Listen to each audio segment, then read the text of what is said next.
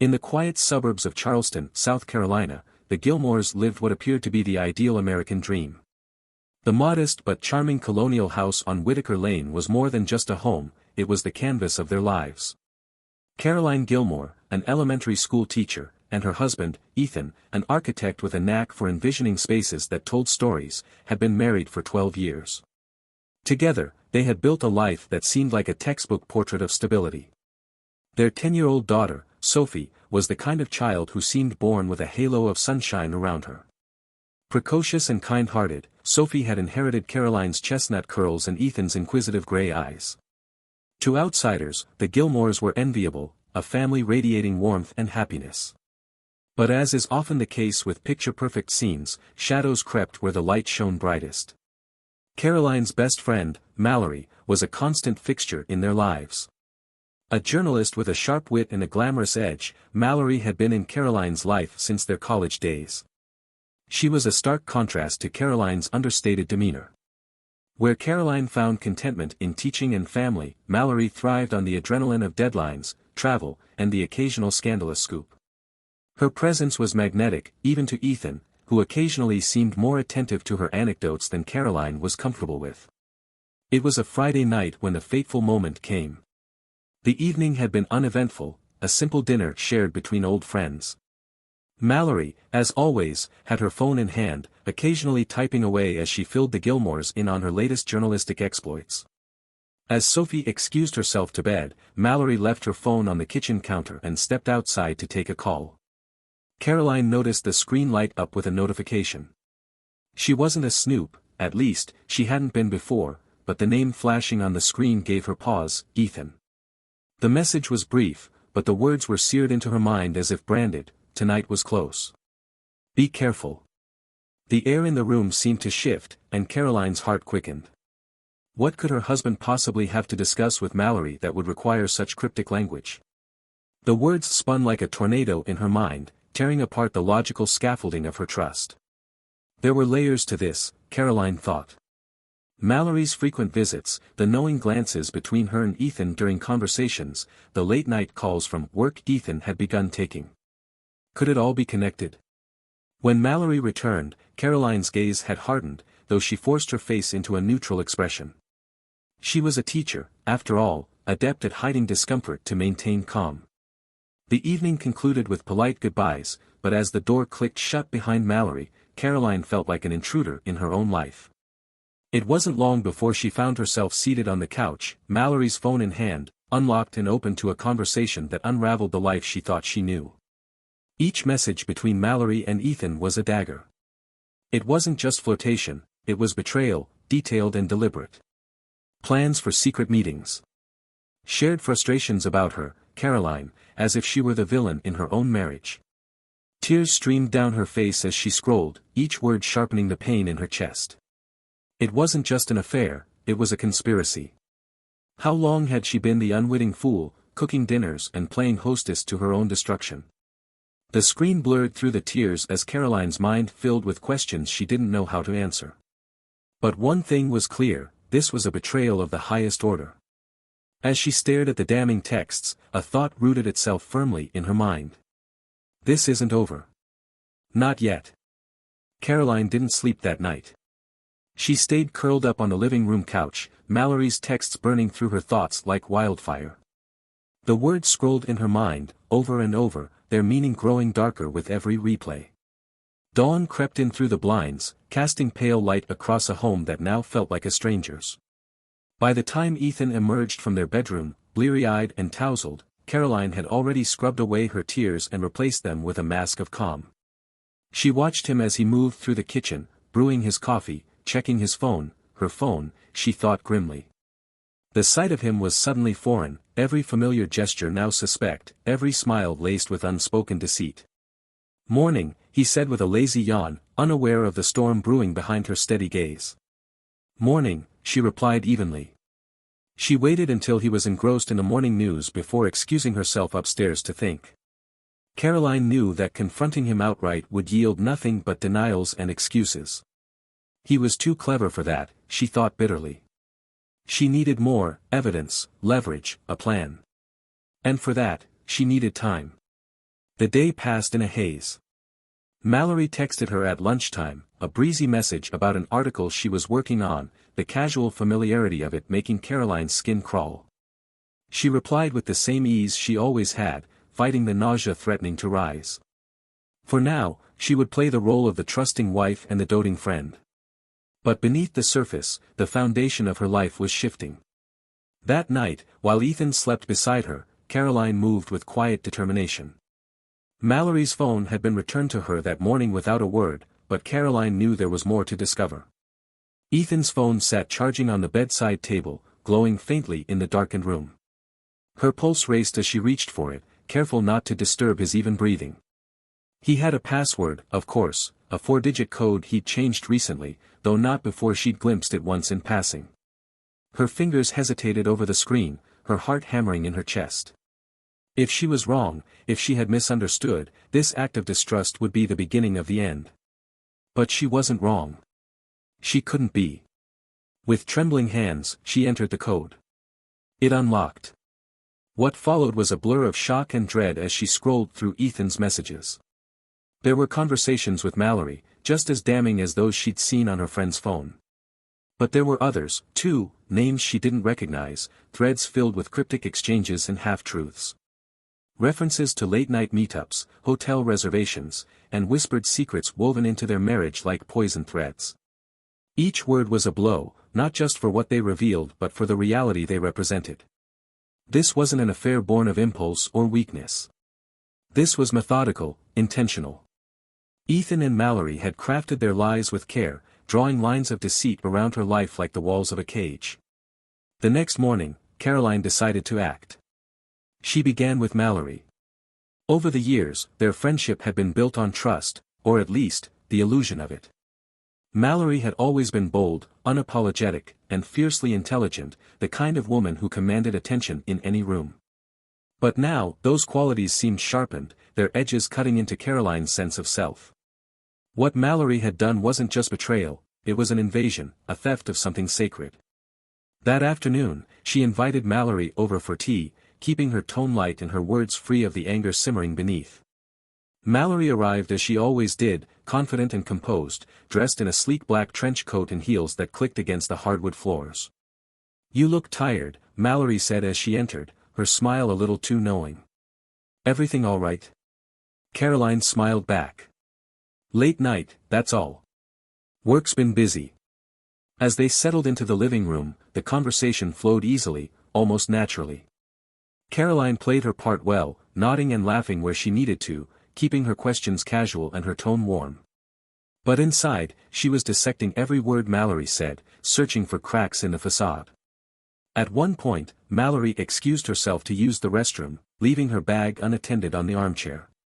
Caroline's eyes darted to it, her breath hitching as an idea formed. She hadn't been able to get into Mallory's phone the night before, Mallory had changed her password. But her bag might hold something useful. Heart pounding, Caroline leaned over and quickly unzipped it, her hands rifling through the neatly arranged contents. Lipstick, a notebook, car keys, then something that made her pause. A sleek leather planner, its pages thick with notes and appointments. Mallory's voice floated down the hallway, and Caroline barely had time to tuck the planner into her cardigan before Mallory returned. "I should get going," Mallory said, gathering her things with practiced ease. "Thanks for the tea." "Anytime," Caroline replied, her voice steady even as her pulse raced. Back in her bedroom that night, Caroline pored over the planner. Page after page of meetings, deadlines, and scribbled notes painted a picture of Mallory's life, but it was the highlighted entries that made Caroline's breath catch. There were dates, circled in red, with cryptic annotations beside them. E. Belmont Hotel, 8 p.m. See cover, confirm alibi. The entries lined up with memories of Ethan's late work nights, and Caroline felt her stomach churn. Then she saw something else. Tucked between the pages was a small folded receipt, dated just 3 days prior. It was for a jewelry store, an expensive one, listing a necklace described simply as Amore, 2 hearts entwined. Caroline's mind raced. She didn't own anything like that. But she had a feeling she knew who did. Caroline closed the planner and stared out the window, the weight of everything she had uncovered pressing down on her. Her marriage, her friendship, her life, it was all a carefully constructed lie. But she wasn't just a victim. Not anymore. She wasn't sure what her next step would be, but one thing was certain, the truth, no matter how devastating, would come to light. As the night deepened, Caroline made a silent promise to herself.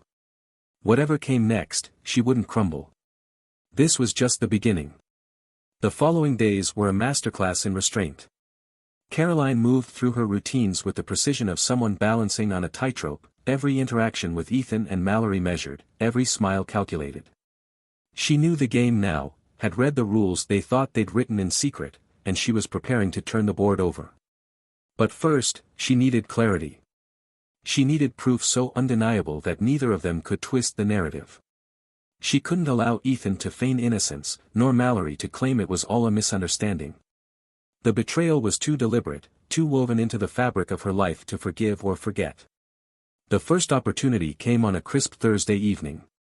Ethan had a late meeting, a common excuse these days, and Caroline watched him leave with the cool detachment of someone playing a role. His freshly ironed shirt and confident stride were almost laughable now, the picture of a dutiful husband stepping out into the night. As soon as the door clicked shut, Caroline sprang into action. The jewelry store receipt she'd found in Mallory's planner burned in her mind, a thread she couldn't resist pulling. Grabbing her coat, she headed for the store, a high-end boutique nestled in the heart of Charleston's historic district. The clerk was young, polished, and eager to help.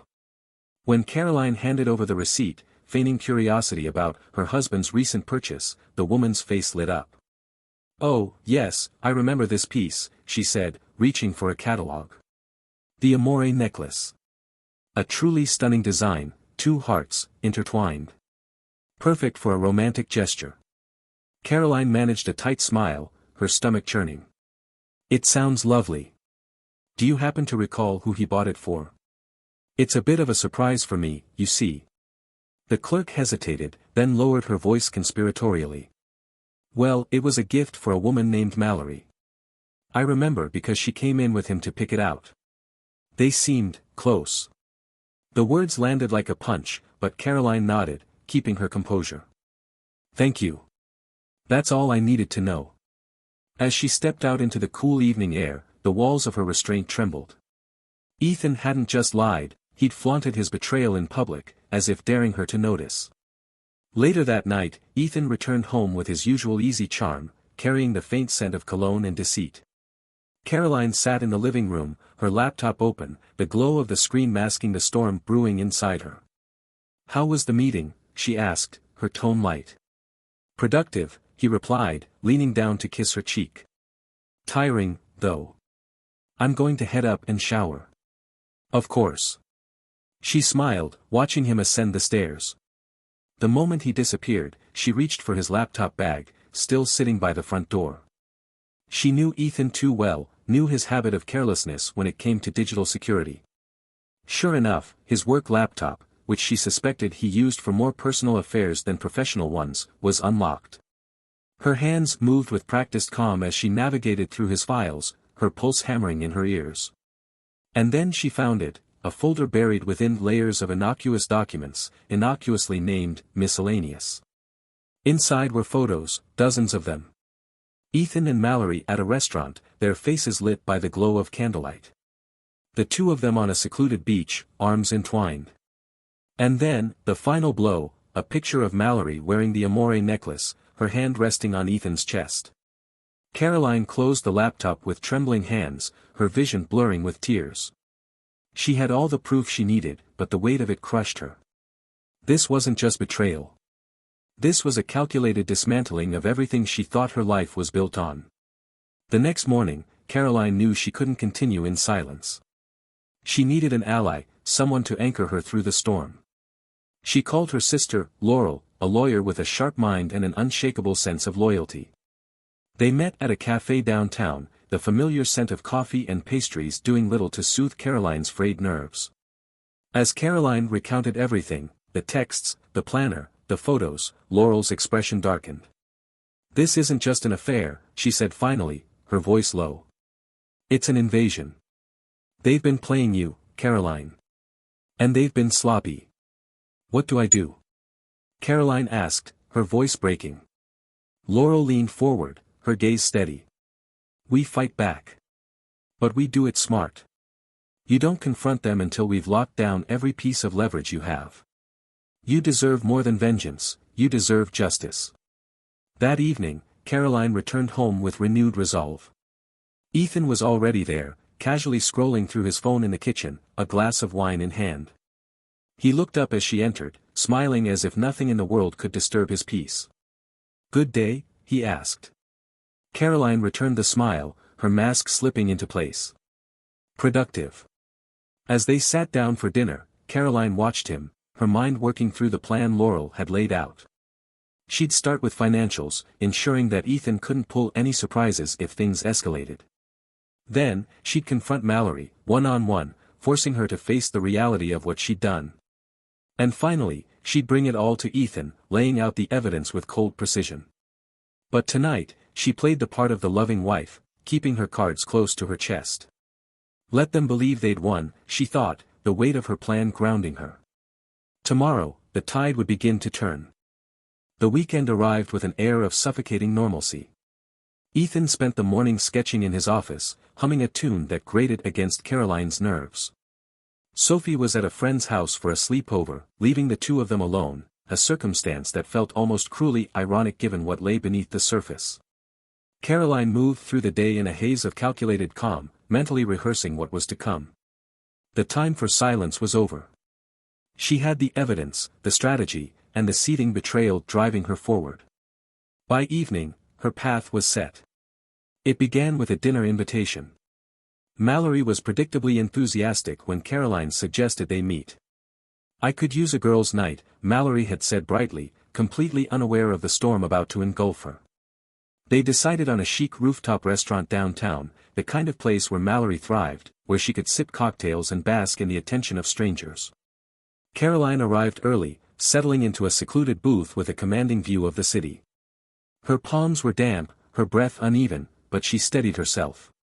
This wasn't just about confronting Mallory, it was about reclaiming her dignity, about exposing the cracks in their carefully crafted lies. When Mallory arrived, radiant in a sleek red dress, Caroline forced a smile. You look great, she said, her voice steady. Mallory beamed, sliding into the booth across from her. So do you. I was surprised you wanted to meet tonight, you seemed a bit off this week. Caroline stirred her drink, the ice clinking against the glass. It's been a tough few days, she admitted. But I needed to talk to you. About Ethan. The mention of his name was like a stone dropped into still water. Mallory froze, her smile faltering just slightly before she recovered. What about him? She asked, her tone carefully neutral. Caroline reached into her bag, pulling out a slim folder. Inside were the photos from Ethan's laptop, the texts she'd saved, and a copy of the receipt from the jewelry store. She slid it across the table, her heart pounding as Mallory's eyes widened. What is this? Mallory asked, her voice tight. It's everything, Caroline said quietly. The lies. The plans. The necklace. I know, Mallory. I know about you and Ethan. For a moment, Mallory said nothing. Her fingers tightened around the edge of the folder, her expression shifting from shock to something darker, defiance. You went through my things, she asked, her voice low and venomous. Through Ethan's. That's obsessive, Caroline. Caroline leaned forward, her voice sharp. Don't you dare turn this around on me. You walked into my life, into my home, and you stole what wasn't yours. Don't you dare play the victim now. Mallory's jaw clenched, but she didn't deny it. Instead, she smirked, a bitter edge creeping into her expression. You think you're the saint in this story? Please. Ethan hasn't been happy with you in years. You didn't even notice, did you? You were so wrapped up in being the perfect wife, the perfect mother, that you forgot how to be a partner. Caroline's stomach churned, but she held her ground. I noticed plenty. But I trusted him. I trusted you. That was my mistake. Mallory's eyes flicked to the folder again, and for the first time, there was a flicker of uncertainty. What do you want? she asked finally. I want you out of my life, Caroline said coldly. Out of Ethan's. I want you to admit what you've done and face the consequences. And if you don't, I'll make sure everyone sees this. Your colleagues. Your family. Whoever you care about most. When Mallory left the restaurant, her confidence visibly shaken, Caroline felt a surge of grim satisfaction. But the night wasn't over. There was one more confrontation to be had, and this one would cut deeper. Ethan was in the living room when she returned home, the TV casting a pale glow across his face.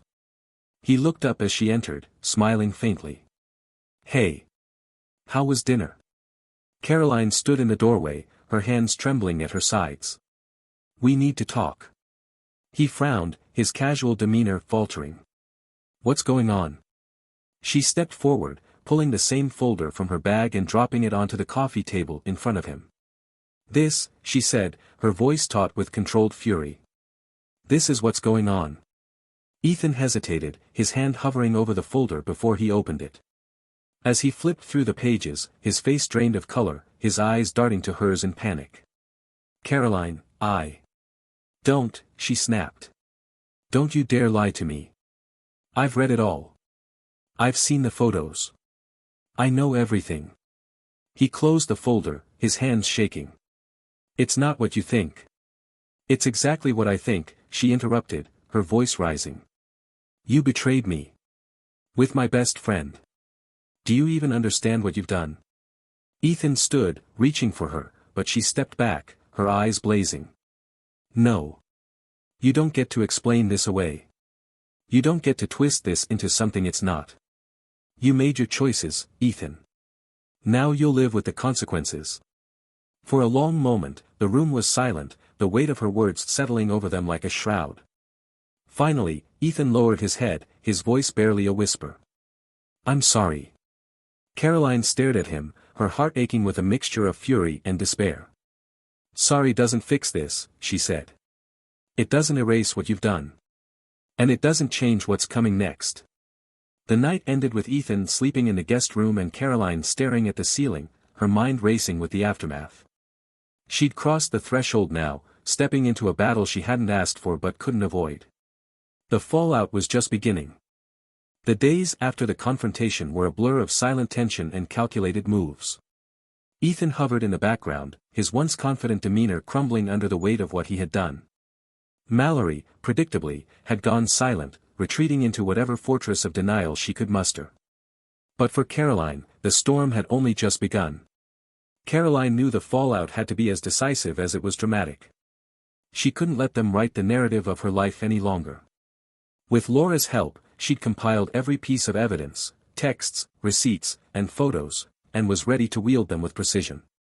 She waited until a quiet Sunday morning, when the neighborhood felt still, the world unprepared for the bomb she was about to drop.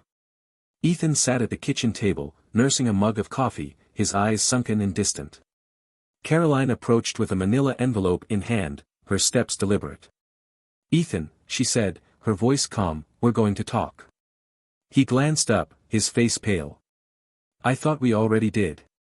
No, she said, setting the envelope down in front of him. This isn't about talking. This is about consequences. He stared at the envelope, then back at her, his throat bobbing as he swallowed. What is this? Divorce papers, she said, her voice like steel. Along with copies of everything. The texts. The photos. The receipt for Mallory's necklace. And a letter to the school board outlining the details of your affair with one of my closest friends. His eyes widened. Caroline, you don't have to do this. We can. Stop. She raised a hand, her voice sharp enough to cut him off mid-sentence. Don't insult me with your apologies or your excuses. You chose this. You lied. You betrayed me. And now, you'll face the consequences. While Ethan fumbled for words, the next phase of Caroline's plan was already unfolding. Across town, Mallory was preparing for an awards luncheon at her newspaper, a ceremony that would celebrate her journalistic achievements. She'd likely chosen the perfect outfit, rehearsed her gracious smile, and prepared to bask in the glow of praise. Caroline had ensured that glow wouldn't last. Through a mutual contact, she had anonymously provided the paper's editor with the evidence of Mallory's affair. The editor, a no-nonsense woman with little tolerance for scandal, had been appalled by the revelation. A whispered conversation with HR followed, and by the time Mallory arrived at the luncheon, she was quietly escorted into a side office. Back at home, Ethan finally broke the silence, his voice trembling. "I can't lose everything, Caroline. I'll do anything to fix this." She stared at him, her expression unreadable. "Fix this? You can't even fix yourself. And I can't be the person who tries to fix you anymore." His shoulders sagged, defeat washing over him. Caroline felt a pang of sadness, not for him, but for what they had been. For the man she had once loved and the life they had built together. But that man was gone, replaced by someone who had chosen deception over loyalty. The final blow came later that afternoon, as Caroline stood by the window, watching the golden light of the setting sun spill across the yard. Ethan had retreated upstairs, but she knew he wouldn't stay for long. Her phone buzzed, a message from Laura. "Mallory's been fired. Ethan's going to get served tomorrow. You did it, sis. You took your life back." Caroline exhaled, her chest tight with the weight of it all. She'd won, but victory felt hollow. She turned away from the window, her gaze falling on the framed family photo on the mantel, her, Ethan, and Sophie, their smiles frozen in time. It wasn't just a picture anymore, it was a symbol of everything she'd fought to protect, everything she'd lost. The doorbell rang, jolting her from her thoughts. She opened it to find Ethan standing on the porch, a duffel bag slung over his shoulder. His face was a mixture of resignation and regret. "I'll stay at a hotel," he said quietly. "I'll call Sophie when she's home." Caroline nodded, stepping aside to let him pass. As he walked to his car, she felt a strange sense of peace settle over her. This was the end of one chapter, but it wasn't the end of her story. Not by a long shot. As the door closed behind her, Caroline allowed herself a moment of stillness. The house felt different now, emptier, quieter. But it also felt lighter, as if the weight of betrayal had finally been lifted. She walked to the kitchen, poured herself a glass of wine, and sat down at the table. The future stretched out before her, uncertain but full of possibility. For the first time in months, she felt a flicker of hope. This wasn't just the end of a marriage or a friendship. It was the beginning of something new. And as she sat there, staring into the amber liquid in her glass, Caroline knew one thing with certainty. She would be okay. What would you have done in Caroline's place? Could you forgive such betrayal, or is revenge the only way to reclaim your life? Share your thoughts.